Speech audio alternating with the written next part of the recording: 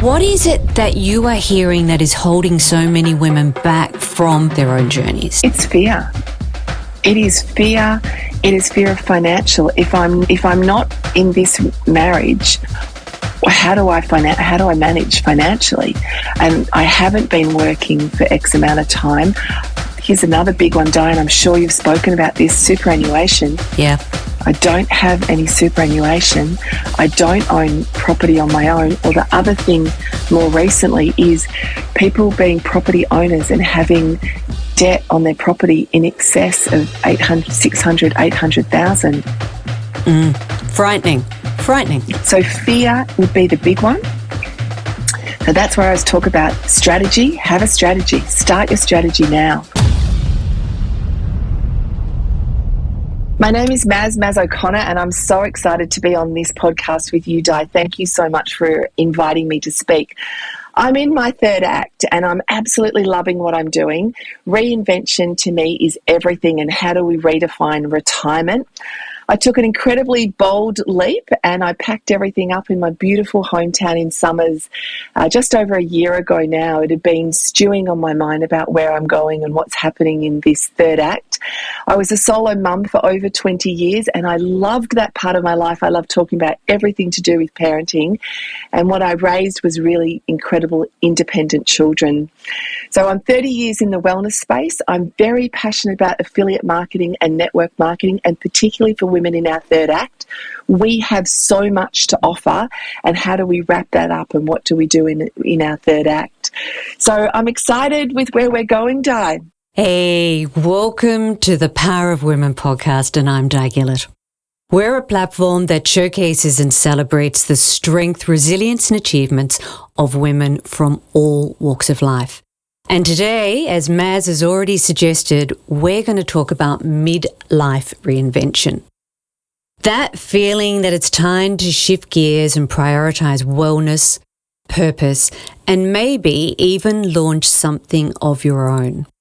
And it takes bravery, and it takes courage, and it takes clarity on who you are and what matters most. And Maz knows that, and I know that, having walked away after 30 years from a lucrative career that sustained my lifestyle to launching Power of Women 18 months ago. And but what's really the most fantastic part of that is I am doing things on my own terms.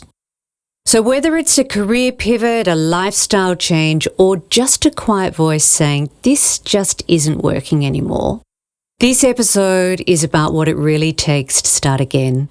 And joining me from a tropical paradise in a much warmer space than the grips of winter in Melbourne is Maz O'Connor. Maz, welcome to the Power of Women podcast. Thank you so much, Di. I've been looking forward to talking to you and speaking into your audience. Fabulous. And you and I met about, I think it's about 2 years ago, in a little rudimentary studio when Disrupt Radio was getting off the ground, and we were both there with Mo, Hope, and online with Alison Shamir, who I interviewed very recently, and we were talking about imposter syndrome. Yes. And even Di, being in that room with you and Alison and Mo, like, I had that moment of imposter syndrome. Like, what am I doing here? And it was reminding to take our space, to sit in the circle. And what I love about women is that we hold each other's hand. We lift each other up. And look behind me on my pedestal is Women Holding Space, which is a beautiful book given to me by the amazing Hema Prakash after she was on the podcast only a few weeks ago. Yes, incredible. I started to listen to Hema's interview yesterday. I look forward to finishing that off today. So much has shifted since we sat in that room, but I can remember you were a bit mesmerised by my shiny pants, so I've worn shiny pants again today. They're not quite as shiny and as and tactile as those ones, but I thought I should revisit that today. I appreciate that, Di, because I can still remember seeing you getting out of your car and just going, what this is going to be fun.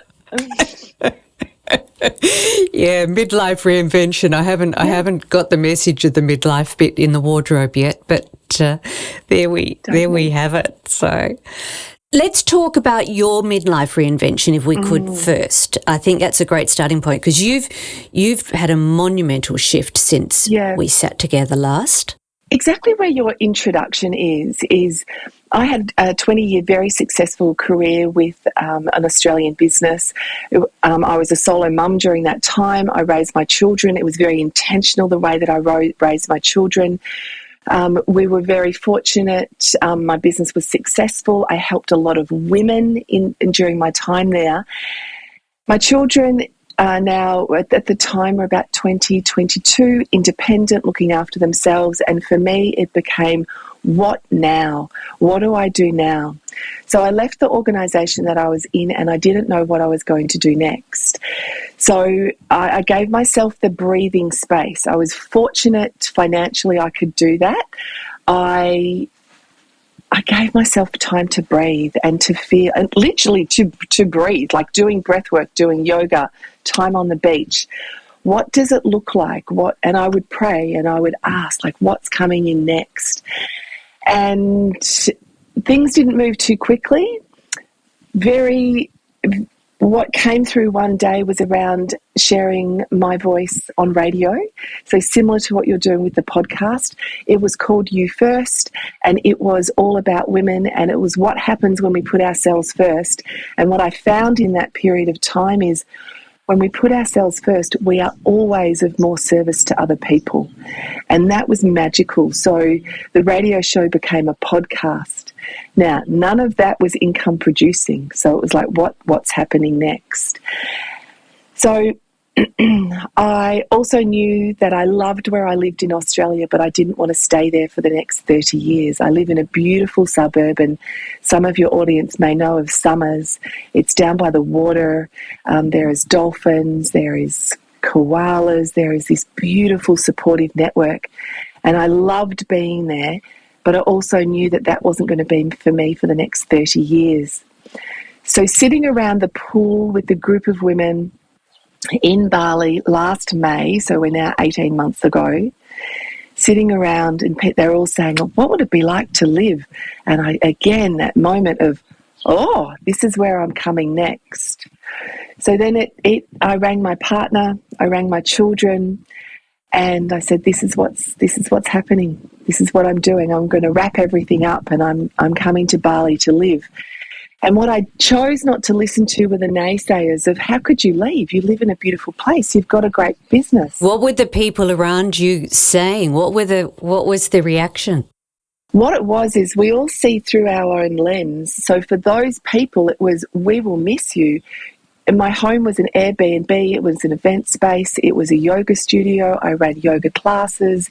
We did a lot of weekend workshops.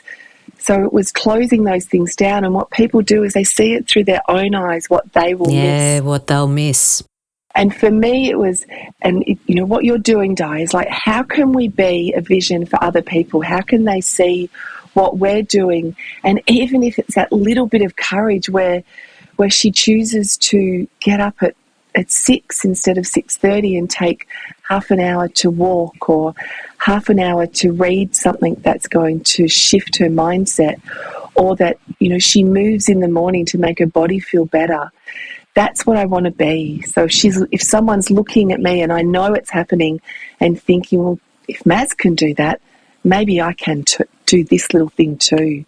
Yeah, and I think that's right. And that word, and I know it's played around, but it's so valid of giving yourself permission to do that. But it doesn't. It's not a snap decision, and it does take courage, and it absolutely takes a sense of self that we probably didn't have 20 years ago.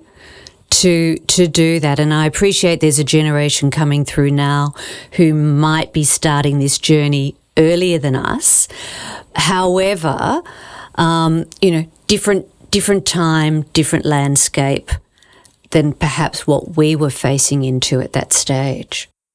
Di, one of the things I've been writing a lot since I've been in Bali, and I do spend a lot of time on my own here as I'm building this new brand globally, is when I was 14, I met some girls that went to boarding school, and I lived in a beautiful family, regional area as well, and I went, boarding school, that's a great idea. So at 14, I went back to my parents and said, I want to go to boarding school for year 11 and 12. And the same thing, my family were like, I think probably my family were like, see you later. That's because most people say I want to leave boarding school. Yeah. Yeah. So I went to boarding school and I went away to do what I needed to do. And then I did it again. I moved from Melbourne to Queensland and that's when I started to work in the health retreats in Queensland. And then I did it again when I moved to Sydney. So the big thing, just looking at what was happening in my life, is that I backed myself. So when I left my husband in Sydney and I moved back to Melbourne, I was in fully commission-based business, and I backed myself entirely, and then I supported other women, and it was a direct-to-market business, and I supported other women to do the same, and I would believe in them until they believed in themselves, and then that's how they supported their families. So where you and I are now, is the reinvention of this third act. Like, what does this look like? And redefining retirement. And you and I know that the highest level of homeless people now are women post 50 that are not prepared for what's coming. So this is who I'm speaking into daily and globally, is let's do exactly what you're talking about. Let's hold hands. Let's raise each other. Yeah. And in actual fact, I'm going to challenge that statistic, and we've been talking about and not to lessen the impact of the over 50 homeless, but I have recently had on the podcast Michelle Phillips, who is the CEO of YWCA Australia, and that's actually shifted to the 25 to 34-year-olds because of domestic violence, because of the housing crisis, and that has usurped the 50-plus cohort. So, however, I look around me, I can see in the streets, and I walk around my local area, there are clearly women, mature age women, living in cars. So it's incredible. But you raised a really interesting point if I start to join the dots. So you said you worked in a commission-based industry, and I come from the world of recruitment and executive search, where over the years you would have a retainer, but your real income was generated by what revenue you brought in for the business, and you shared in a percentage of that revenue. Now, there's a mindset that goes with that, because there are a lot of people who could not live on an income stream like that because they needed the job security and the income security of a set salary, where you and I, from a career perspective, had to back ourselves from day dot to do what we did. And I know I worked for, an industry doyen in the recruitment space and reported to Andrew Banks for many years.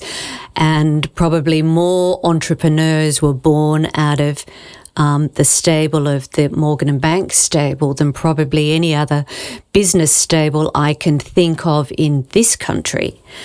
And there is a mindset and a character trait that plays out in what you and I are doing now. So I think it's an interesting profile. Thank you, Di. It was something, and it was seeing someone reflected me back to me, saying, like, as a solo mum, the 100% commission-based business, what I loved was it's the paying it forward. So I helped other women find, and as I said before, to believe in them. I would believe in them until they'd believe in themselves. And then they'd be up and running, and I provided them a framework to be able to create an income from, and the vehicle at the time that I was using was an Australian-based business in women's fashion, and it was incredible. And my boys and I, we went overseas every year. We chose where we lived. We lived by the beach. We chose the car, and education was really important to me, the schools I put my children through. So we were able to create a lifestyle, not based on what our bank balance is, but what our dreams are. And then I met that with how clever we worked. And it's the same thing now with women 50 plus going into, we sort of talk about retirement. I want to redefine that. We have so much that we can bring, but often we're not considered for those traditional jobs anymore as the youth are coming through. So that's what I love about affiliate marketing and network marketing and commission-based businesses, is that you use all of the network, you use all of your skills, and you bring that to market, pairing with AI, pairing with digital marketing, social media. There's so much that's there. And it was interesting. I recorded a show with Wade Kingsley, radio guy, the other day, who lives down in your old neck of the woods, and he made an interesting point, because ageism is something that we're right in the heart of, and I have to put my hand up and say I personally haven't experienced it, but it is absolutely all around us. And I probably had more approaches for employment in my post-50 years, and I'm now post-60, than I had in my earlier career. But I note that is the exception, not the norm. But Wade made a really interesting point in the world coming through of ageism and AI, that maybe our cohort are going to be really valuable, because we're the guys who knew the world before AI. We knew how to get on the tools and do all the manual labour, and maybe that is going to keep us longer, because people are going to come looking for our skills, because we know how to do things when the wheels fall off. Yes, and those of us that are willing to embrace AI. So I think yes, and. So AI fascinates me. It fascinates me, particularly in the wellbeing space. What's happening in the wellbeing space, how we're using the data to improve our own wellness, and how everybody's got a device on. Yeah. Well, they're wearing device, which is one thing, but then also how does that information then get interpreted? What apps are coming out, and even the interpretation, like then how do we improve our wellness based on that? That's the space that I'm in. That's super exciting me. So I think, yes, Di, us that have been the manual learners, and the unique thing about you, Di, is that you are so willing to embrace technology. You are so willing. You have a learner's mindset, so you are willing to learn. I've done 2 YouTube videos this morning to help me maximise my YouTube channel and learn how to work with the algorithm. I love it. Yes. So for those that are willing to embrace AI, to have the beginner's or the learner's mindset, and to bring that, and also to make a difference, how do we amplify others? That's, in me, that's the formula for success, and that's what you're doing, that's what you're bringing. Yeah, and that's what you've been doing for so long. So tell us a little bit, before we move on, tell us a little bit about the business you're building now. Thank you, Di. So for me, moving to Bali was, again, like when I left home and I went to boarding school, it was, I'm going to remove myself from everything that I knew. And if I'm talking about a global business, I am going to do it from a space and not use the networks, the face-to-face, the one-to-one networks that I know. So the organisation that I'm working with, it's a 40-year-old wellbeing organisation. They have embraced AI in such a way because they've been gathering data for over 20 years.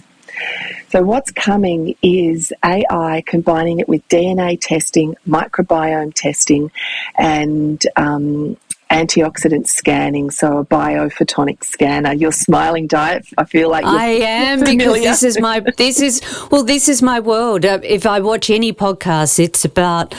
I mean, I didn't know what microbiome was 2 years ago, and now it's every second day. Yes. It's in my world. So this organisation that I'm with is leading in this. They are spending almost 2 billion Australian dollars in the development. It is coming out over stages. Stage 1 has just been released, which is a biophotonic scanner that will be available for anybody in the wellness space, for consumers to use as well. It will give you an antioxidant reading. We know when our antioxidant levels are high, our free radicals that are doing the damage in our body is lower. So these are personal tracking devices, yeah? It is a personal tracking device at the moment. It'll be limited to what's available in the marketplace. It'll use, where it's going to, it'll use the wearables that a lot of us have, the Aura Rings and the wearables. But the first stage is this biophotonic scanner.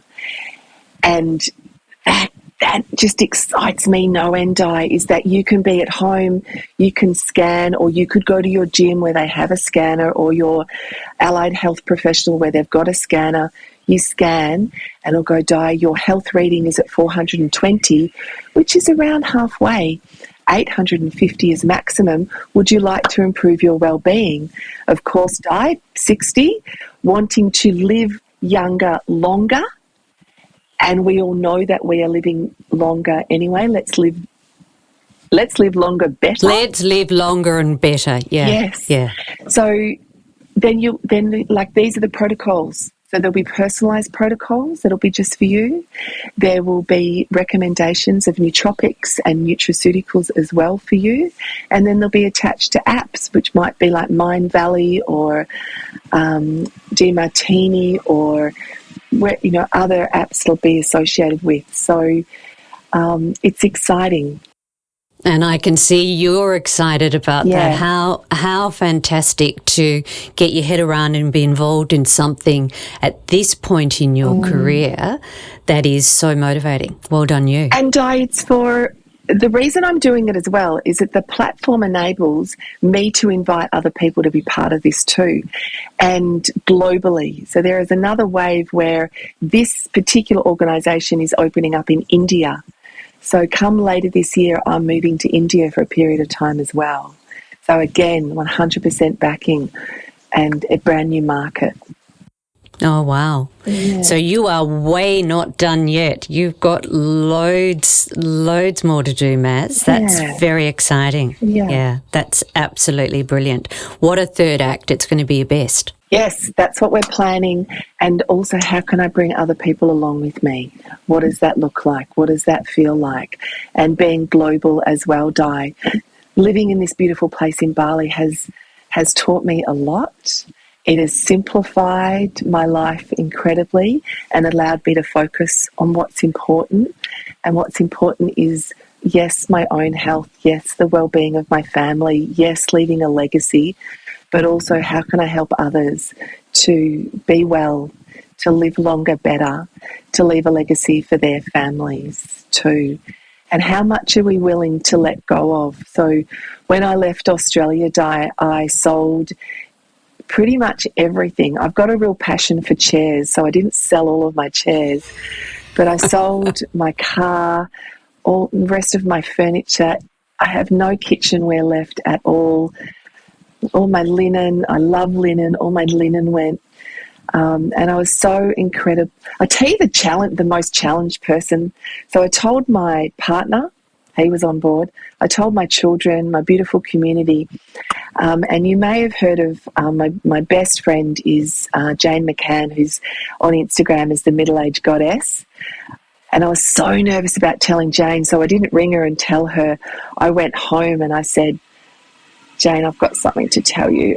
I think I'm going to wrap up and I'm going to leave. And she said, I was so nervous to tell you. She said, because I'm going to leave the peninsula and move somewhere else as well, but I didn't know how to tell you. Have you ended up in the same place? No, we haven't. So I've ended up in Bali. She's ended up down the Otways. But what's happened in there, and it's been really interesting that I'm spending more quality time with those people that I love than I would have if we lived together and we lived in the same town. So the quality time with my loved ones, so my son, like my youngest son, I spent 3 weeks with him. Now, that would just never happen in Australia. So 3 weeks with him. My youngest brother, who is a father and a husband now, I spent 10 days with him. Now, that just would never happen. 10 days because it's with intention. Yeah, and my beautiful partner, he does fly in, fly out work. But my love language is quality time. So his love language is acts of service. So him going back out to work, that's his love language. And then he comes back with me and we have quality time. And then the same with Jane. So Jane, again, they came for Christmas. Now, that would never happen that we would have 2 weeks together. Then we just did a retreat in Bali with her crew. We're about to go to Morocco together as well. And she's about to announce another trip to a destination that I can't speak about but is coveted by many people, and we often don't get to go. So, yeah, that's been really interesting. The quality time. Fantastic. And I always think it takes a village to keep us going, and as we get older, that village gets a little bit more extensive. How, for somebody listening to this podcast and saying, okay, I'm going to pack up and move, what do you do in terms of doctors and all your support networks and for me a hairdresser and a colourist and how does one do all of that? That's what's holding me back. That's such a great question. So I will say that I found myself in Australia for in Melbourne actually for a couple of nights, and I found a dermal therapist in Albert Park of all places, this gorgeous woman, Cami. So it was interesting. So I went home and I got a lot of the things done at home. So I use an incredible skincare, but those facials are really important. So yes, I have a natural colour in my hair, and I went for a walk this morning before we met, and so it was pouring with rain, so then my hair got pulled back. Getting my nails done, I did that when I was in Melbourne, but fly in, fly out, it's a little beauty bit therapy. Fly in, fly out. But also in Bali, like there is some phenomenal expats and also locals that run great businesses here. I live on the other side of Bali, so it's the east side, which is not busy. It's not highly populated by expats. And again, I chose this because I wanted to focus on there. How do we make your question, Di, was how do we make the decision to go? So it was the quiet time, it was the journaling. Some people might use prayer or intention.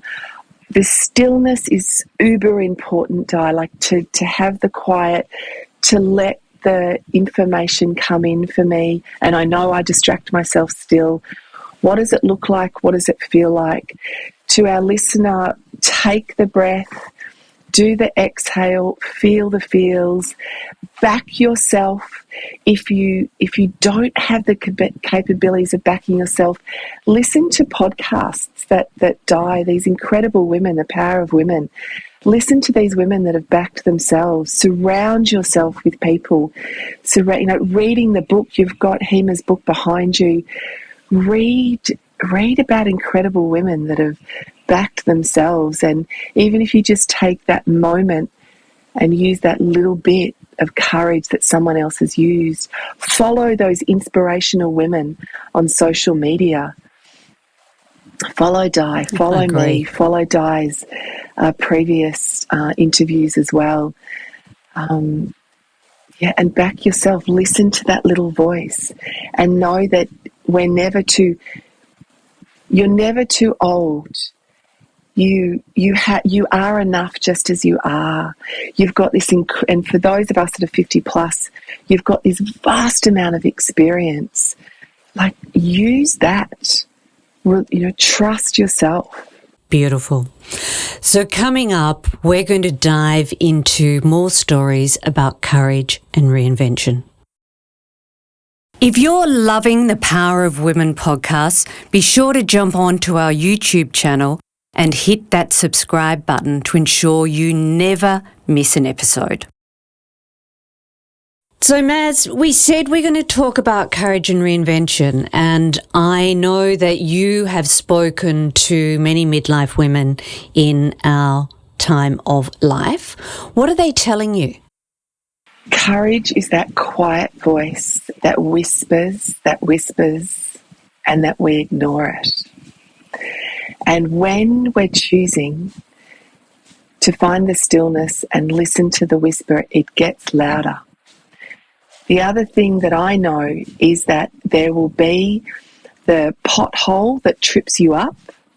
There will be, in Hindu philosophy, we talk about Ganesha. And Ganesha is the remover of obstacles, and he's also the placer of obstacles. So we can see obstacles as I got retrenched, my car broke down, my husband and I aren't getting on well.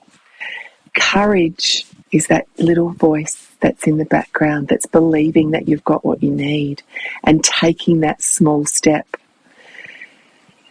Shanna Kennedy was an incredible woman that I interviewed, and she has a roadmap for people, and I loved her roadmap.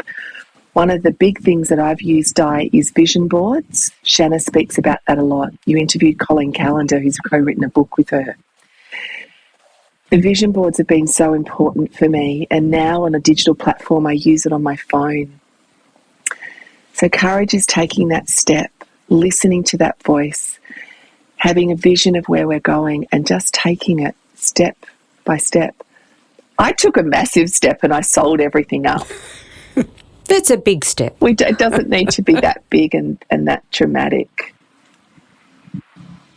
I want to share this one thing with you as well, Di. To those listeners that are younger, when I had a 3-year-old and a 1-year-old, I opened up my own bank account. I was married to a guy at the time. I opened up my own bank account and I just started to put a little bit of money in the bank account. This is a powerful message. And it was not attached. I got the statement sent. In those days it wasn't digital, it was sent to a different address. And I just started to put money away. It was my just-in-case money, and then I started to build my business. I had a small business at the time, and I started to earn, it was $5,000 a month. And I remember thinking, at $5,000 a month, now I can support my family and myself with this money. And I took a moment and was like, do I want to stay in this marriage? He was well known in media at the time in Sydney. And he was well known, and it was, if I leave, I'm going to leave this entire lifestyle. I've got the money. And so I sat there quietly, and it was, do I stay because I'm safe, or do I trust that I can do this? So that was a moment where I then created a strategy for me to go forward and to leave. So that one, it took courage to do that little thing, set up that bank account. I was putting little bits of money in. When I got to a point of earning $5,000 a month, it's like, I can look after my boys and I on that. And then I didn't leave then. I created a strategy so that I could leave. And the other thing I did, Diane, for the listeners, I bought land. I needed to borrow, but I bought land in regional Victoria. And I went back home to my husband at the time and I told him what I did. And he goes, where are you going to get the money from? Why? Yeah, and why? And I said, well, I'm just going to get the money from the bank account, because it was a pretty fat bank account. He goes, no, you're not. And at that point, he goes, you need to get a job. And at that point there was another point where I went, I'm not going to get a job. I'm going to be a full-time mum, but I'm going to create an income. And that's when I went into network marketing, because I knew that I could be a full-time mum and I could earn what I needed to earn, and I'm excited, I've got the shakes talking about this, and I could help other women in my position to do the same. And that's what I did, Di. You created financial independence and set up your security strategy looking forward. And that's a fantastic message for anybody listening. And and I've said I've harked on about it so many times on this podcast and over the years in talking with friends. My relationship with money was developed from observing my mother and my father, and this story is generational, so it's nothing unusual about it, but my relationship with money was informed by my mother asking my father for the weekly check for her cash flow. Now, it's not that she didn't have her own money, she'd given it over at the time. And she was the daughter of a bank manager. You'd think she would have known better. However, I listened to that as I can remember hearing it as young as 8 and deciding at that young age that I was not going to be in that position and I was never going to ask anybody for money, ever. And I never have. At 8. Di, I have a similar story when I was younger, and I wanted to, when people would say, what do you want to be when you grow up? And I would say, I want to be my own boss. Yeah. We set our intentions earlier than perhaps we realise. Yes. Yeah, I want to be my own boss, and I didn't know what that meant, but be my own boss. Yeah.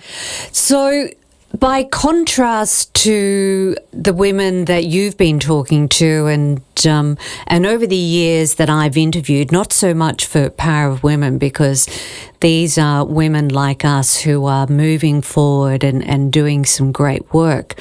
But what is it that you are hearing that is holding so many women back from stepping up and moving forward with their own journeys? It's fear. It is fear. It is fear of financial. If I'm not in this marriage, how do I manage financially? And I haven't been working for X amount of time. Here's another big one, Diane. I'm sure you've spoken about this: superannuation. Yeah. I don't have any superannuation. I don't own property on my own. Or the other thing more recently is people being property owners and having debt on their property in excess of 800,000. Frightening. Yeah. Not being able to service the mortgage, going backwards. The husband either, ill health is happening or the bonuses are not happening or the work's not there. So fear would be the big one. So that's where I was talking about strategy. Have a strategy. Start your strategy now. What does it look like? Is there a side hustle that you can do? Is there someone already doing what you want? Watch what they're doing. Like, the steps are there. Watch what they're doing. Reach out to someone that's already doing what you want to do.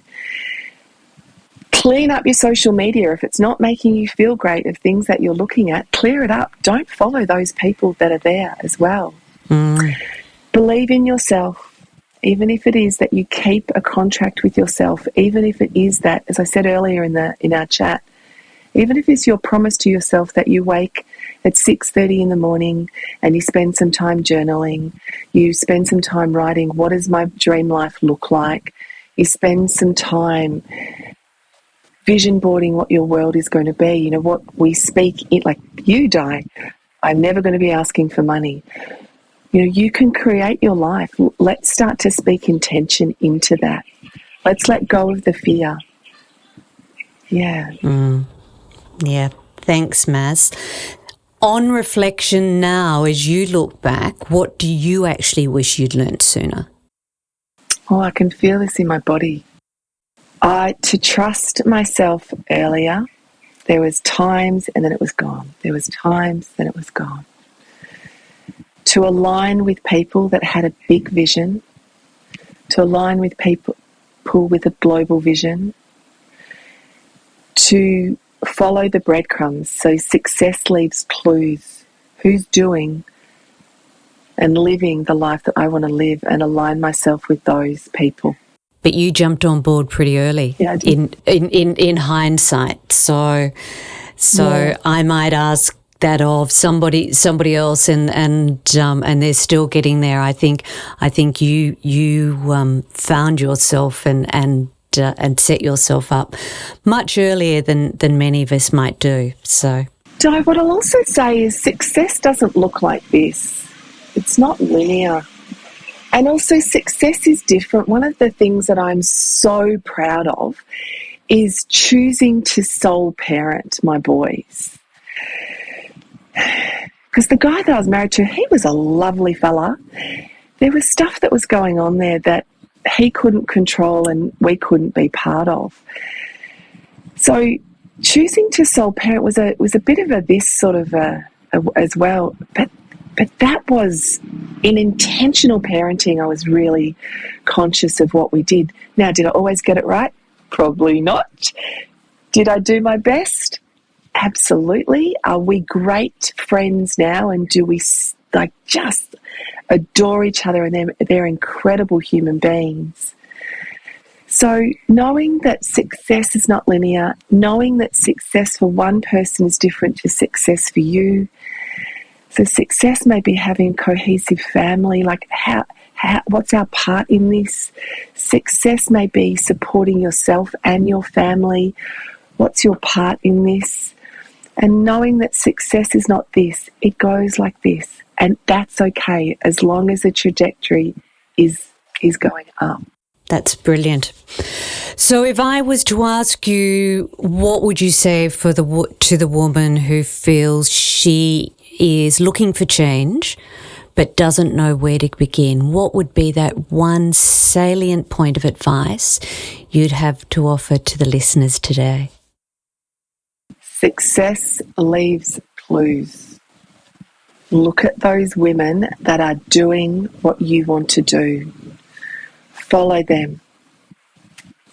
I read Michelle Obama's book, Becoming, and what she did is that she had interactions with people and she asked them, what's my next step? Who's the next person you can introduce me to? Have conversations with those people. Reach out to those people. Social media is incredible for that. Success leaves clues. Follow those that have the success that you want. Thank you so much, Maz. What an absolute joy to reconnect, even though we're worlds apart on this occasion.